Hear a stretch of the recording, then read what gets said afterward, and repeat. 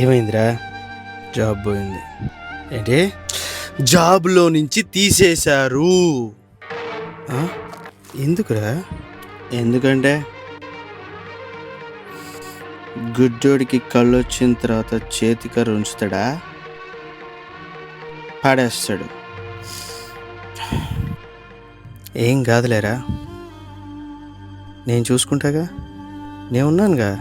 Retire అయిపోయిన 10 ఏళ్ళ తర్వాత కూడా పెద్ద కొడుకుని ఆడి కుటుంబాన్ని చూసుకుంటున్నావు చూడు,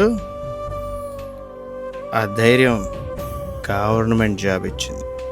అది కాదురా, జాబ్ తీసేసిన 2 గంటలకే మా జీవితం ఏంట్రా అని ఆలోచించుకునే దయనీయ పరిస్థితుల్లో మేము.